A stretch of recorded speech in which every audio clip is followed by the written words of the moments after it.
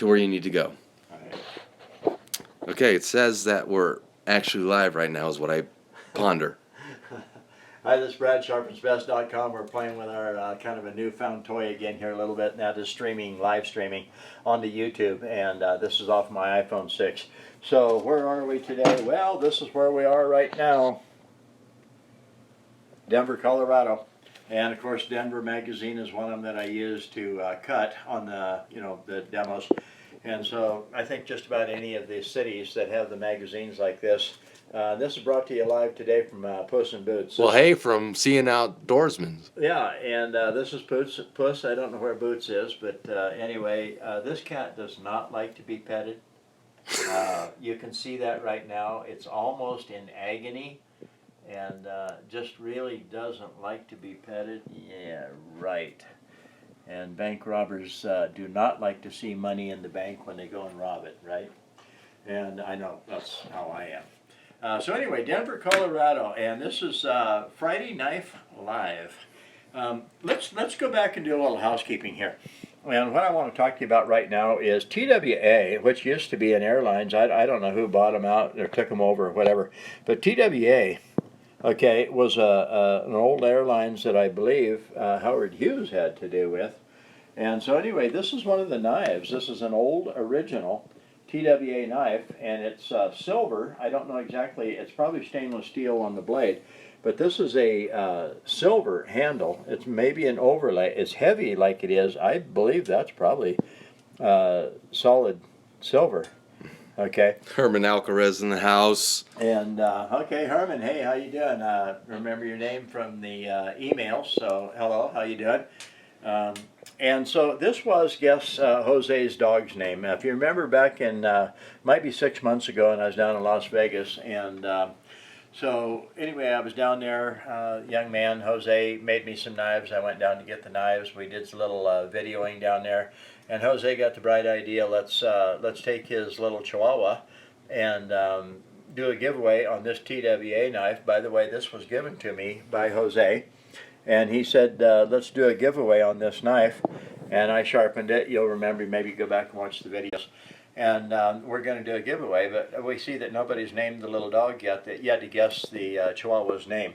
And so now I'm going to give you a hint, a little clue on what the dog's name is.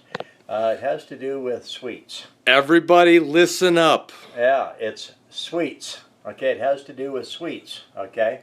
And so now you got to go back to guessing on what the dog's name is. So if they want to win this knife, they want to win this knife right here. They have to guess Jose's dog's name. They have to guess Jose's dog name. Yes. All right. Not cat. Yeah, not the cat. And there's Puss. It has something to do with sweets. With sweets. Okay. Okay. Sweets. So someone just said cherry. Cherry? No, not cherry. That's not really even close. So They are sweet. Cherries are sweet. Well, cherries are sweet, but not close to the name of the dog. Hershey? Hershey? No, not Hershey. No. Okay. So it has to do with sweets, and it is a little Chihuahua dog. So that's all I'll give you for right now.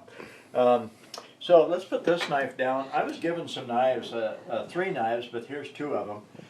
The other day by Dennis. He's the guy that invented the Sharpeners, and I got just 2 of the Sharpeners here with me right now. Old Faithful here that I've had in my pocket for probably at least 6 years, the orange one. Sugar cookie. Sugar cookie.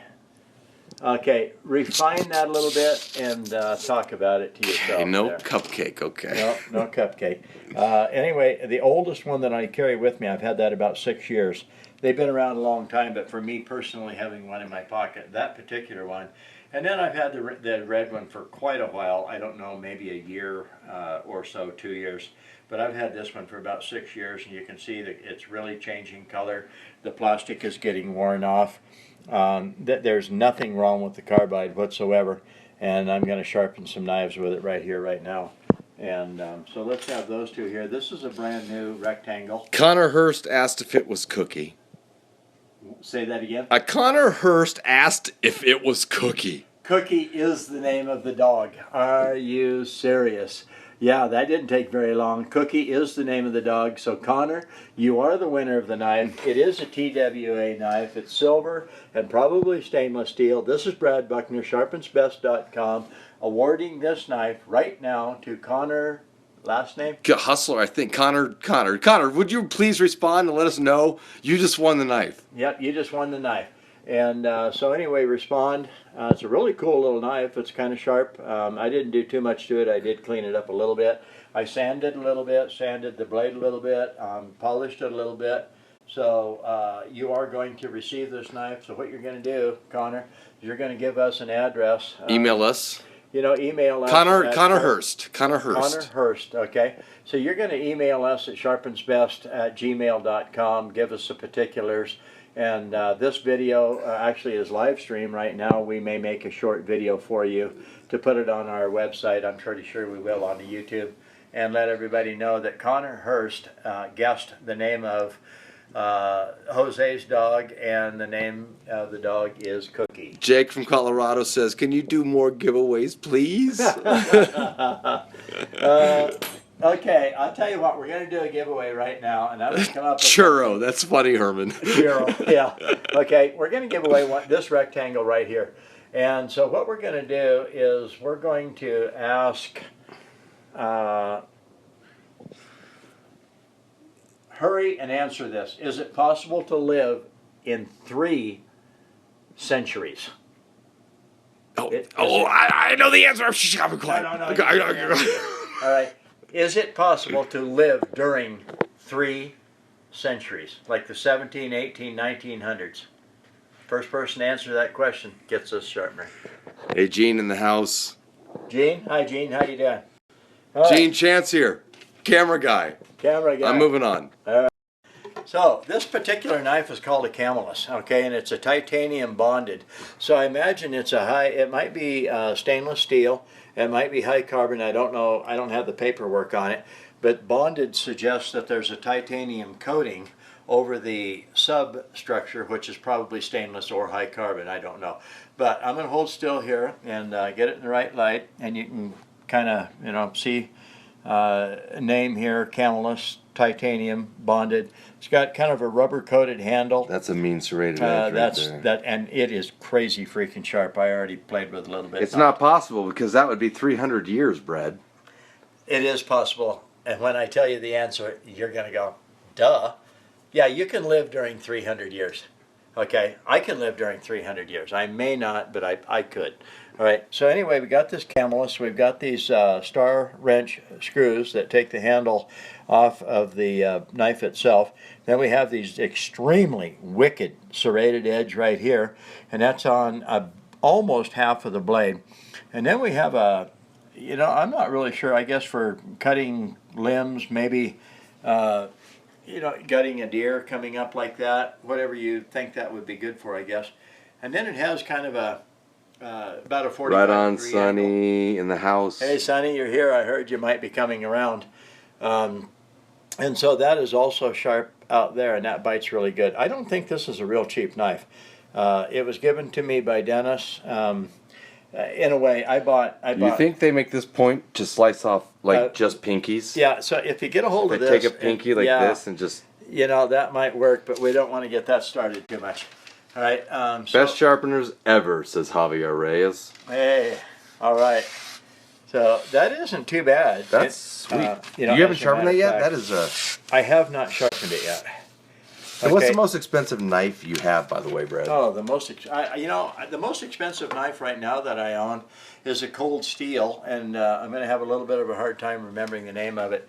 It's a carbon 5, I believe, cold steel. And the reason it's the most expensive is because the value of it has come up and come up. It's 10, 12, 14 years old. It might be older than that.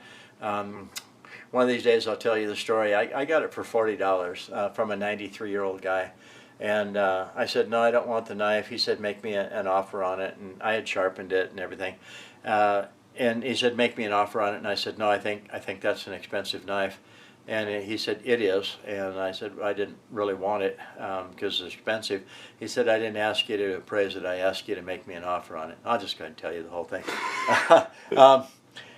Anyway, it was at a gun show, and this guy's 93 years old. Hardly anybody would talk to him or anything, so very early in the gun show, I turned my attention to him at the table right next to me.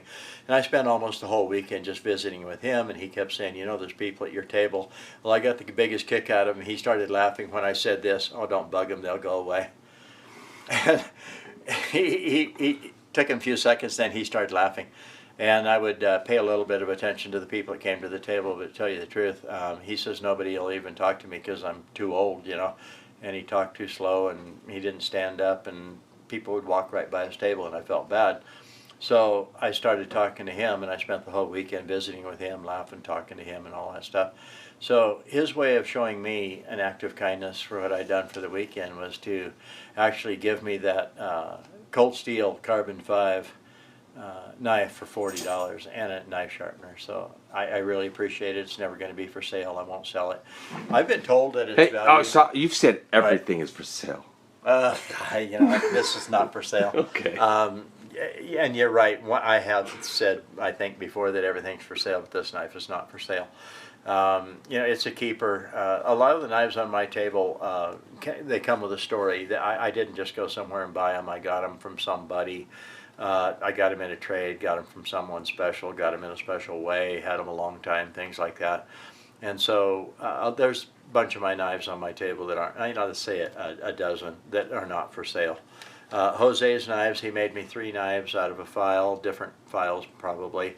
You know, ground them down, heated them up so you could work with them, bent them a little bit, curved the handle, ground them down, made them sharp, retempered them, you know, and they're special to me. So Jose, I know you're going to see this at some point. Thank you very much. I do keep them on my table. And I do keep them on my table, and I do show them, I do talk about them. I do tell them that I got them from Jose in Las Vegas, and I tell them I flew to Las Vegas to pick them up. And, you know, so they're special too. You know, a lot of the other knives on the table, they're for sale. My buck knife that I've had for, I don't know, 10, 12 years, that has about 1.65, 1.7 million views now. That's right. And it's called the, like, sharpest knife on earth. Sharpest knife in the world. Sharpest knife in the world. It's for sale. I feel a little bit bad about selling it, but who knows? Hey, listen. You're going to sell the knife that I've known since I've met you. You The can't day we sell met. the knife. You can't sell the knife. Oh, hold on. Brad, you can't sell the knife that I met you with. That's a knife that I shot your first video with. 1.6 million views. Okay, it's You got to can't go. sell All it. right, it's not for sale. It's going to have to go in a display case. It will All have right. to go in a display case with our first sticker. Okay, Chance and Brad, we're going to get our pictures with our first sticker, the knife, a little write-up down below, the date, and how many views it's at when we do this. So that's what we'll do. I won't sell it. That's not, hey, I got a question from a fan. Do you know who Roy Rogers is? Yeah, Roy Rogers is a guy who liked to ride a horse, shoot guns, sing songs, play a guitar.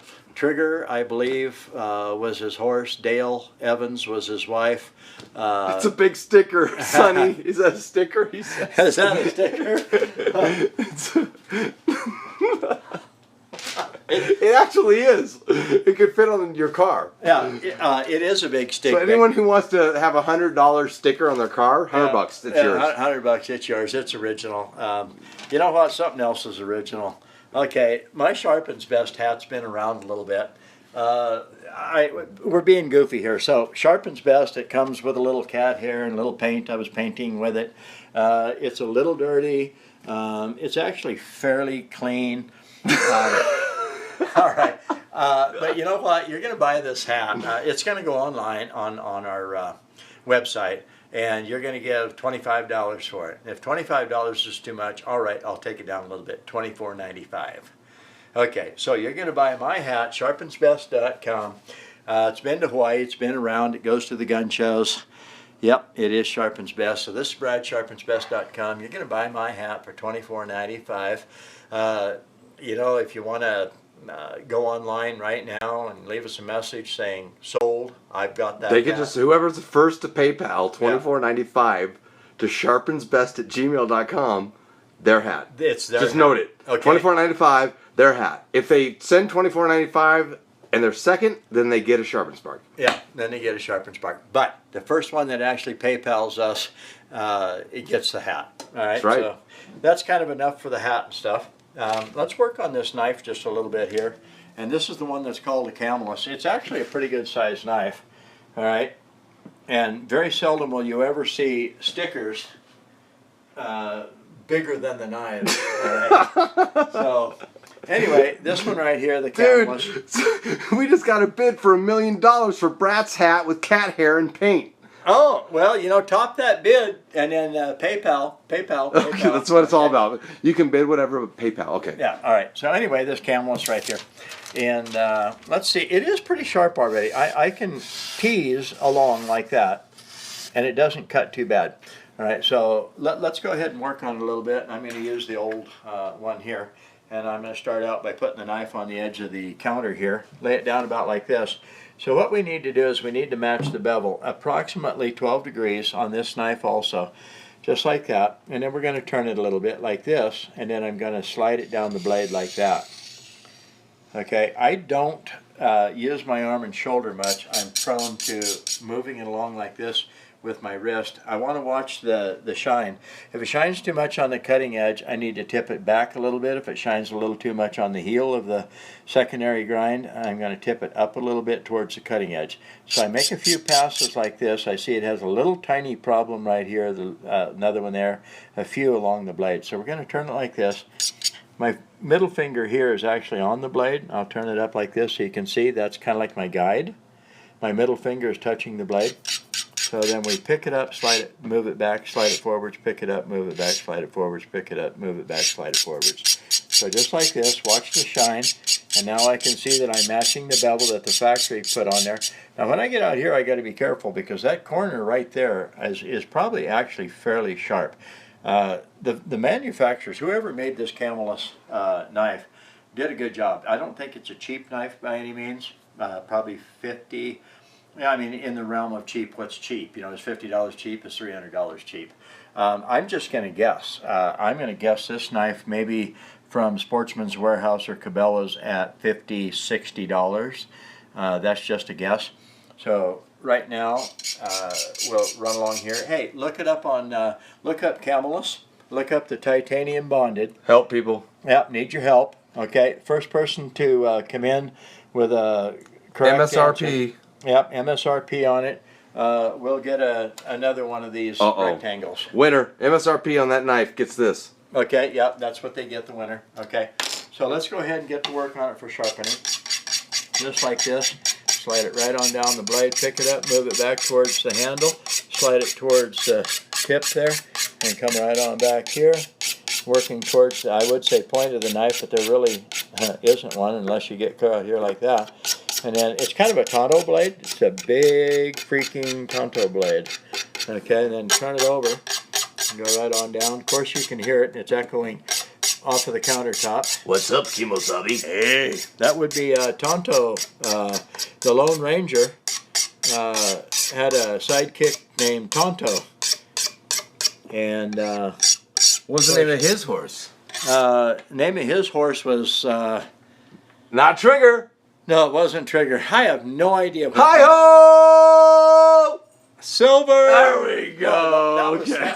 That was the Lone Ranger's horse. Tonto's horse, man. Oh, you're right. I'm sorry. I confused you. Yeah, I well, did. it doesn't. Who make knows much Tonto? There's Yeah. the other winner. Get another one of these if you have Tonto's horse name. Okay, look up Tonto's horse's name. So just like that, just like this, and now we touch it lighter and lighter and lighter. And we do have an audience. He's learning how to sharpen knives. He's learning how to use the sharpener. He's been really into it. Yeah, I mean, he really is into it. He's watching. He's curious. He's looking. All right, now let's touch it really light. And by the way, this knife will be for sale on the website. You gotta be kidding me.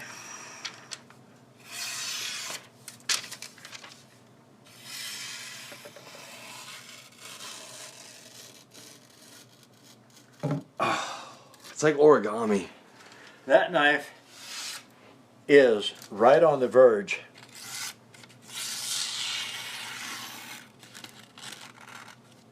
of sharp. That's a fun knife. To work on, I'll just go ahead and go through it. Okay.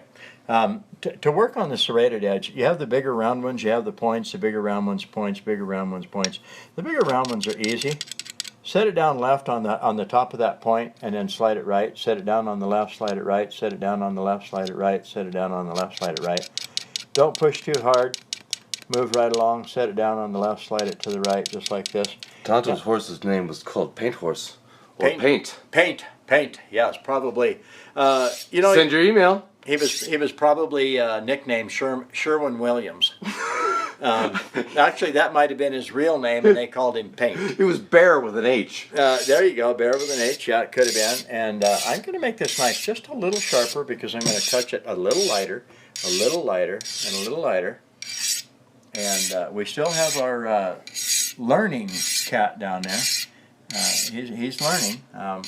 That's Puss. Would you call this a learning straight instead of a learning curve? Yes, this is actually a learning straight. A learning curve would be down here. Okay, so send that email to sharpensbest@gmail.com, my friend. I won't remember this. Woohoo! All right. Well, anyway, that's the Camelus. And that's actually a great knife. It actually is. It's a nylon sheath. I like that cover. And yeah, you know, I mean, it doesn't get a rust, doesn't you know, come apart too easy. Especially if like you had a big truck and you yelled at someone, "Hey, can you grab me the Camelus?" They knew what they were looking for. Yeah, they would. You know, it'd be easy to find. Okay, then this one here. This is a actually, this is a really nice knife. I've looked this one over a little bit. It doesn't have a snap, and that's really kind of cool. Because what they did is they have a post sticking up here with a little bit bigger, like a rivet head on it, and then they have a hole in the flap here that goes over there, and then you just stretch that and pull the strap with Jake, the hole. the email is sharpensbest@gmail.com, and congratulations, Jake. And then it's really cool because they riveted the little strap inside where the belt goes so that the knife doesn't want to come away from it. It's actually really well made, and it's called a Legacy Sports International knife. It's a Bowie style knife. It's a big knife. It's a heavy knife. It has the hilt on it there. It's actually a really nice knife. More than likely stainless. It does say stainless. Yes, it does say China on there. It looks really well made. It's got 3 brass rivets. It's got a wood handle. It is a full tang. Goes all the way out. It's 1/4 inch. I'm going to call this 3/16. It's heavy in the handle like it should be. It's a wide blade, pretty big blade. All right, so let's see. My buddy there likes the hat, and he's got his attention. So let's see. See, That's a nice knife, Brad. that's not too bad. That's a nice knife, Brad. So let's fix it up a little bit here. And let's see how it goes. Just like this. Go right on around. Now this is one of your basic sharpeners, right? This is about as basic as it gets. It's just the open face carbide with a, I call it a handle, the plastic handle, open face carbide, 2 corners. Okay, when you look straight on, you'll see that this part is flat. That's a flat side. That's a flat side. That gives you 2 90-degree corners. Right or left-handed, pushing it out or sliding it back. So I can actually go out this way and flip it over and come back, just like this. I can go straight out. I can come back like this. I can go out like that. You can hear when I'm touching and when I'm not. Going out, I'm touching. I pick it up, no noise. Set it down. I'm touching, no noise. Touching, and then no noise coming back. So I go out here in short little increments, go right out here like that, turn it over and do the same thing. And evidently Puss doesn't like that noise because he left. So we just do this, light, right on around. It was fairly sharp, so I don't actually have to sharpen it. I just need to tune it up a little bit. Put a little sharp on it, and now we're going to touch it real light, just like that. This is really a nice knife. I got to decide whether I'm going to sell this one or not. It was given to me by a very dear friend. It was actually the guy who got me started with the sharpeners. So anyway, let's see now. Oh yeah.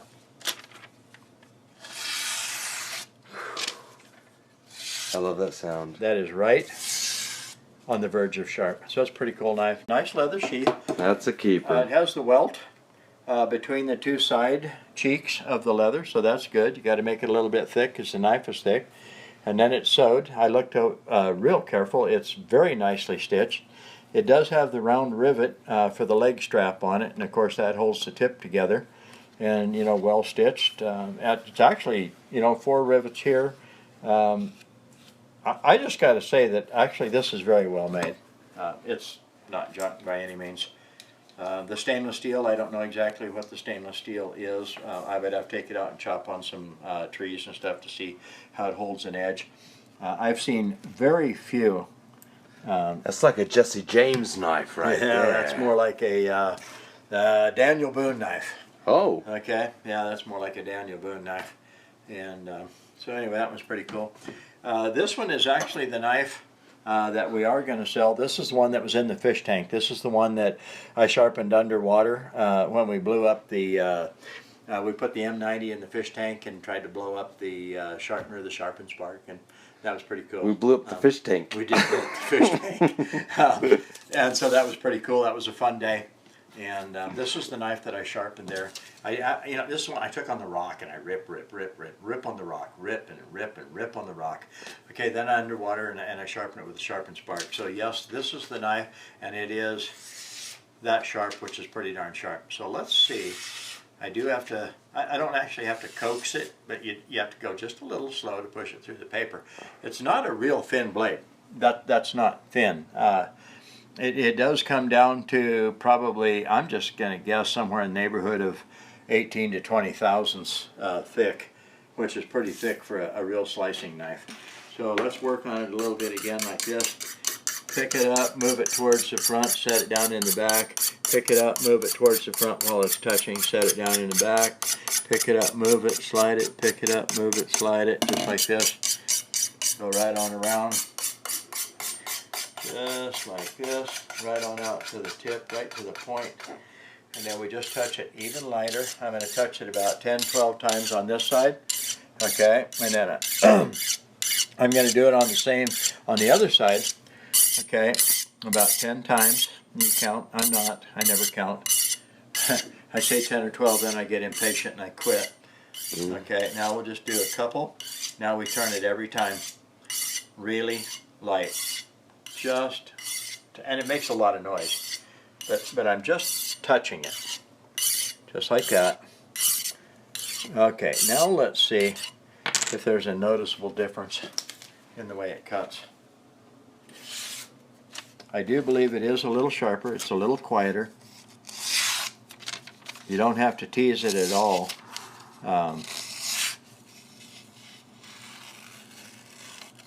That's pretty good for a pretty heavy, thick knife. Well, who's got questions? Ask me a question. Ask me a question about sharpening. Ask me where I've been, what I'm doing, you know, stuff like that. Anybody got any questions? Fire away. Here they come. We'll just wait. All right. That's a sweet set of knives there, man. I like. You know, it really is. The bigger knives, you know, they are kind of fun. It's harder to make them sharp because they are thicker. If it's not a very expensive knife, then they put kind of a thick grind on it, and it's just one pass kind of, and then it's like, get it out of here. If they want a sharpener, they'll sharpen it, or sharper, they'll sharpen it themselves. These happen to be a couple of real nice knives, and I don't think they're overly cheap. So they're sharper, you know, coming right out of the factory. Nice knives. Nice knives. I don't know. Real quick, someone asked, "What's your best memory of Colorado?" My best memory of Colorado. Oh God, I don't know if it's my best, but it'll stick in my mind the most. Okay, when my kids were about 2.5 and 3.5 years old, this was years ago. They're 41 years old now. We were going down to Colorado Springs from Casper, Wyoming to see my great aunt. Okay, it was winter, it was snowing, it was nasty, it was bad. The back window got broke out of my station wagon, So we just had to tough that out. The snow was whipping around coming in. But everybody said, we're not going home. Well, that's a lot of miles. I don't know, 75, probably in the, see, Casper. So, 175, 250, 275 miles. Okay, you know, it was colder than the hubs of hell. It was snowing. And so anyway, we got down into Monument, Colorado, I think, above Colorado Springs. It's kind of like a pass there, and there was a wreck, semi-wrecked, and so everybody comes to a stop and we're waiting. The car is running.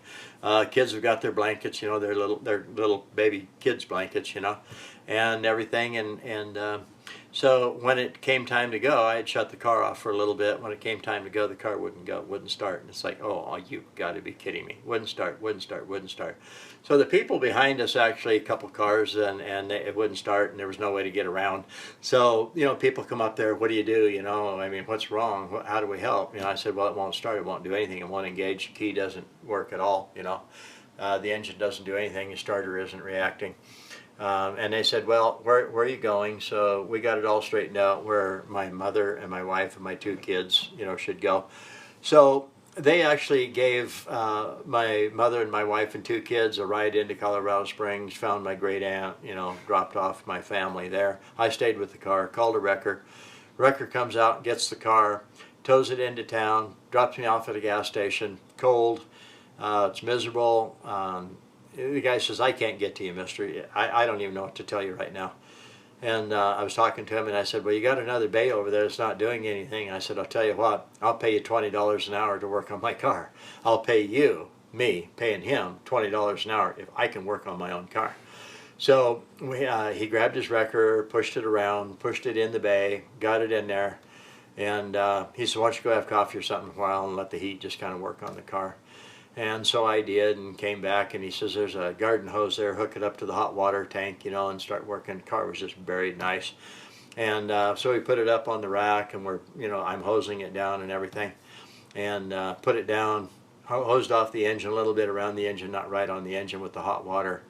And he says, give me just a minute. And he says, put it back up on the rack, you know. He says, I got an idea. When he got under there, what had happened is the ice had pulled the 2 plug-ins apart. That was the safety switch on my automatic transmission. So just because the ice had pulled that off of there, then it wasn't, you know, making your electrical contact, you know. So anyway, he plugs it in, he says, put it down, hit the key, boom, fired right up. And so I offered him $50 because I'd only been there like half hour, 40 minutes, you know. And I said, you know, let me at least pay you. And he said, no. He said, I'm just glad to help you and everything. And so that's the memory of Colorado probably that will stick in my mind the most. But here's the really sad part of that story. This is what really sticks. That was the day that both of my children lost their banky.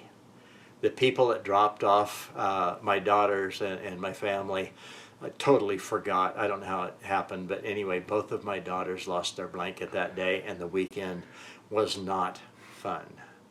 My kids were upset. Upset for quite a while. So that is my most memorable Colorado trip. Not the blankie. The blankies were gone. They were gone. Thank God. You know, that was a tough one. So anyway, well, you know, Colorado. I love Colorado. I love the mountains. You know, I love the scenery, the winter, the snow, the sunshine, the blue sky. It doesn't get as cold here as it does in Wyoming. Wyoming gets, I've seen it 52 below zero in Casper, Wyoming, and I'm talking about the thermometer, I'm not talking wind chill. See, the way I grew up and everything, if somebody says 20 below zero, we don't talk wind chill. Wind chill, who cares about wind chill? By God, we're looking at the thermometer, it's cold. When it's 52 below zero, it's cold. I asked my, actually, Chance here, I said, so how cold is really cold when, I mean, like, we're all going to die. It's cold. This is the coldest I've seen it. How cold does it get in Denver? And he was saying around 20 below. And I'm like, 20 below?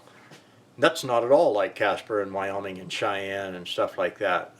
And they're only, Cheyenne and Denver is about 100 miles apart. yeah. You know, it's kind of, it's in the same range. Denver's mile-high city, 5,280 feet. It's funny, summers are kind of the same. Yeah. Winters are not. Winters are not. It gets so damn cold in Wyoming. And the wind. Chugwater, Wyoming, which is about 50 miles north of Cheyenne, Wyoming, will hit 100 or 100 plus miles an hour on the wind every winter. It's just now, it's normal, it's standard. It's not anomaly, it's not a freak situation. It'll actually blow the railroad cars right off the tracks. And actually it leaves the trucks. And what are the trucks and all that stuff? You have a flat frame, and then you got a post, I don't know, a foot in diameter, and it's only about that tall. And that's right in the center of the trucks. The trucks, so you've got the wheels, you've got the iron wheels, two here and two here. You have a platform, you have a post sticking up, and I know because I'll tell you a little bit about how I found out they're not actually attached to the trucks. That's a great story. I actually knocked one off of the trucks one day. And you might go, how did you knock a railroad car off the trucks? Well, I did. And we had to get the National Guard with their huge crane to come over and set the railroad car. It was a gondola car, which is only half size. It hauls 75 tons of riprap. Riprap is for shoring up along a bank, along the river, things like that. And so anyways, that particular stretch of road on I-25 north of Cheyenne, when it hits about 17 semis blown off the road over on its side, then they'll close the highway. I was talking to a highway guy one day, and I said, so what's the magic number with 17? Why do you wait till there's 17? He says, well, that's just a number we picked that we got to close the freeway because it's not going to stop blowing them over. Okay. He said it costs about $1 million an hour in freight moving. Okay. Wow. If you shut the freeway down, there's approximately $1 million an hour that's not being transported through the state. I guess they've even had threats of lawsuits by big companies telling the state of Wyoming, you have to open that road. Well, what do? You know, I mean, the trucks are going to get blown over more than likely. What's that cost? People can get killed. So I guess they just fight it out. Every year, I-80 and I-25, really bad place for the wind. Well, Wyoming wouldn't have so much wind, but you know, I'm just going to say it right straight out. Okay, Idaho blows and Nebraska sucks. So Wyoming ends up with a lot of wind. You know, I spent a lot of my life shoveling snow. It was about 20 below zero. I was probably 20 years old. I had my 3/4 ton pickup, all 4 chains on it, stuck, buried. The wind was blowing the snow in so fast that I couldn't do anything about it almost. So I decided that with my insulated coveralls on and all the clothes that I had on at 20 below zero, there's only one way you can shovel fast enough, hard enough, move enough snow to get that pickup 6, 8, 10 feet at a time. You take off all your coveralls, you take off your shirt. Herman, quit it. You get right down to the bare skin. Okay, all I had on was my boots and my Levi's. Okay, and you just shovel until you just can't breathe. So now you're sweating your butt off. I was actually profusely sweating, 20 below zero, Right. moving enough snow. The heater on the truck was running. It was a Chevy. That's the only thing I would run. It's the only thing that'd take what we did to our trucks back then. So anyway, you get in the truck, slam it in gear, drive it as hard and as fast as you can, 6, 8, 10, 12 feet, ram it into the snow, jump out of the truck and shovel like crazy again, jump back in the truck. If you haven't blown in too bad, you throw it in reverse, you back up as hard as you can, don't get it stuck again back there you just lost, and then ram it into the bank on the other side. Once in a while you can find a place where you actually climb out of the road and up onto the prairie. And if there isn't too big of rocks, then you're pretty successful. And you got to stay in the truck because you're covered with sweat. Okay, if you step outside, you become a popsicle. If you're not working that hard, I've had to work that hard. If we could video my brain of what I've been through when I was younger in the cold and the snow. And a buddy of mine actually suggested that I find a photo. I'm going to give you a little preview. The Forest Service had it. It ended up in a safety video. Can you imagine anybody dumb enough to go 100 feet in the air on a tower? It's an H tower at 80 feet. There's a crossbar. And I said, when we get this tower built on top of Laramie Peak, I'm going to shinny. I'm going to climb the tower. I'm going to shinny across the H, and I'm going to hang upside down from it. And then I'm going to take my feet and I'm going to shove it into the tower so I can be secured that way. And then I'm going to hang upside down with my arms, you know, and my head down, and I'm going to wave to everybody. Okay, I actually did that. It worked. It worked perfectly good. You couldn't possibly fall. But what I didn't count on is the fact that I could not get my feet out of the tower. Okay, here's your foot when you're walking. You can tip it down far enough to shove it in, but the heel on the boot, you can't tip it far enough to come back. So I actually had to hang up there, unlace my boots, drop my boots down. When I got the first boot off, I pushed my foot up through the tower. Okay, it's only 1 foot square. It's a triangular with the zigzags. So I pushed that leg, my left leg, up through the tower, hung by the inside of my knee, which was painfully, just excruciatingly bad. While I unlaced the other boot, put my other leg up through there, give the other one, the left leg, a little bit of a break, and then I had to actually hang from the tower by my hands. I'm 80 feet in the air. Then I had to go hand over hand back to the upright, and then come down the upright without my shoes on. Have you ever stood on a 1/2-inch diameter bar? Yeah, right. Without your boots on? With what you weigh? That's gotta hurt. Okay, but here's what we had learned. This was a little deal that was a blessing.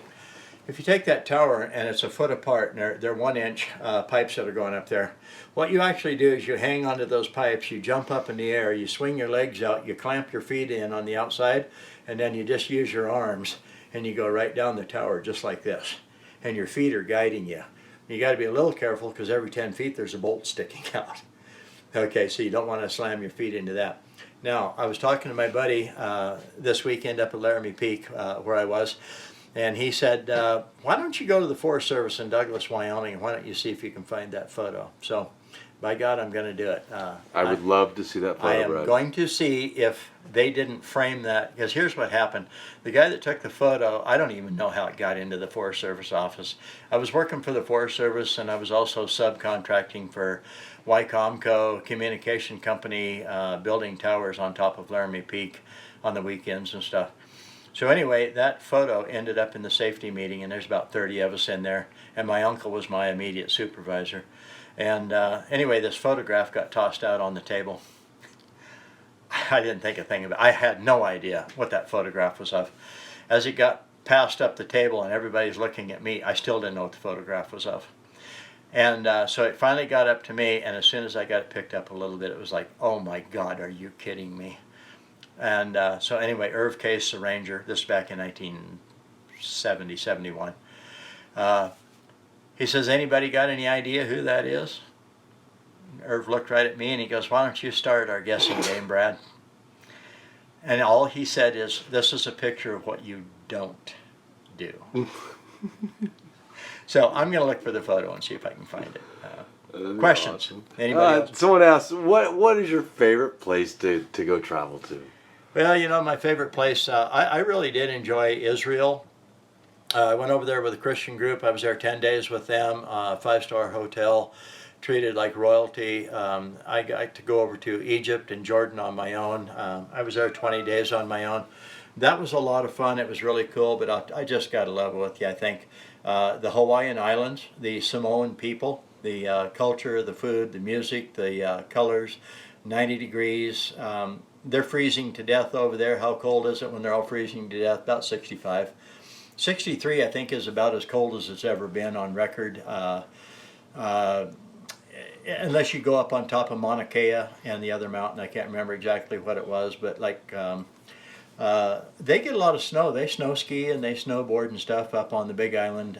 There's 2 mountains up there that are 13,900 and some feet or something. You ever go to Maine? And I have not been to Maine. I need to get up to Maine, but Hawaii is my most favorite place. Egypt? Egypt. I've been to Egypt. I went Seriously? over. Huh? You've been to Egypt? Egypt? Yeah. The country of Egypt, yeah. Not the state? No, not the state. Oh, wow. I don't know. I think there is a state now. I don't think so. There might be a city, Egypt, in Wyoming, or in the United States. I don't know. You're right.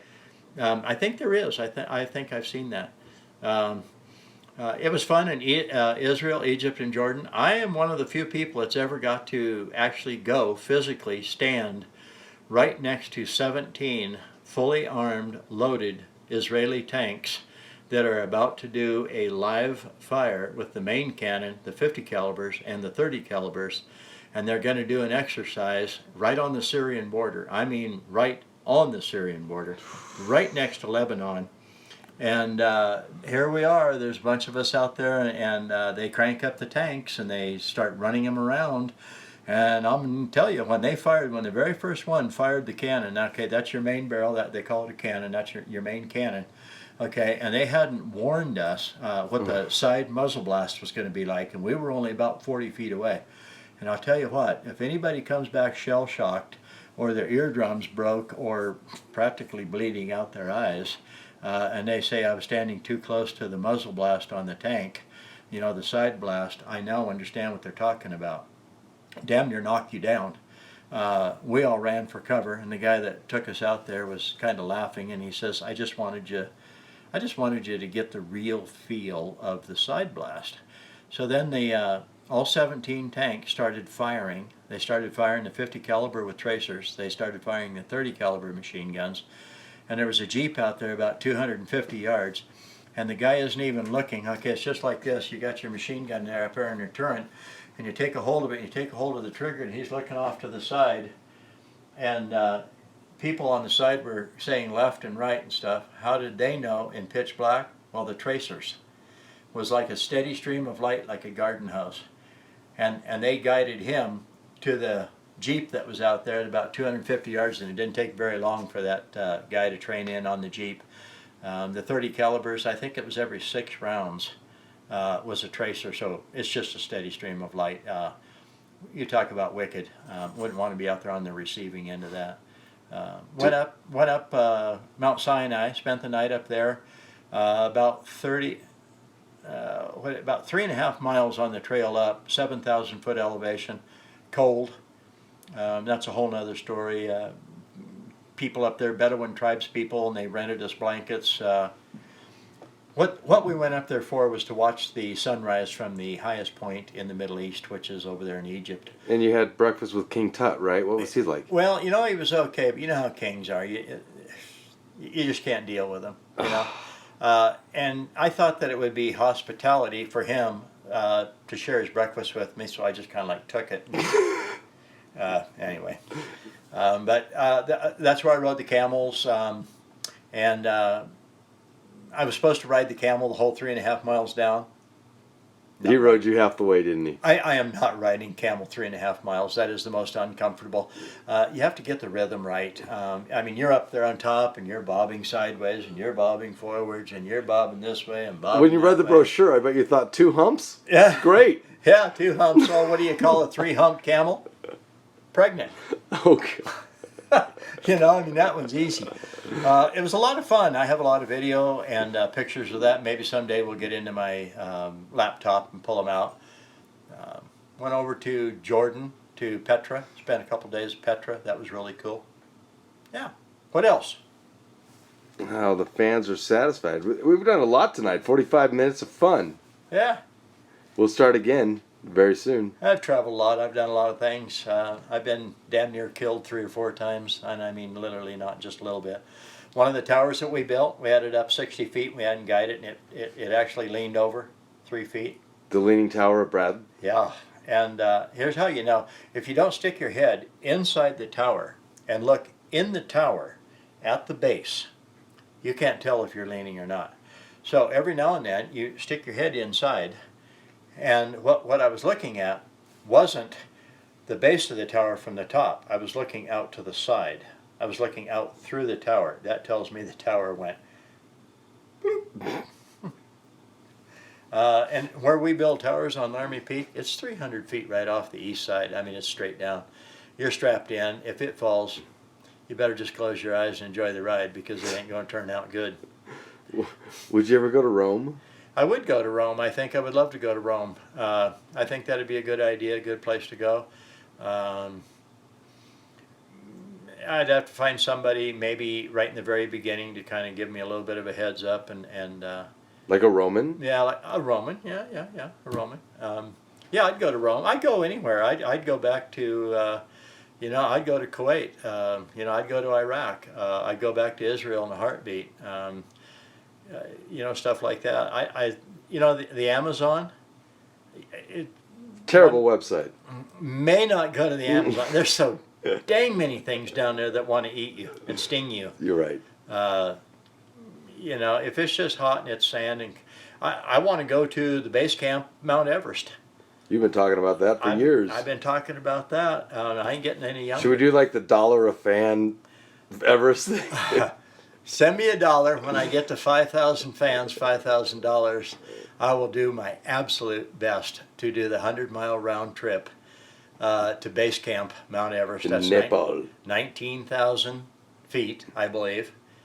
And wanted to go there. Sweet for a long time. mustache, Brad. No, sweet mustache. Yeah.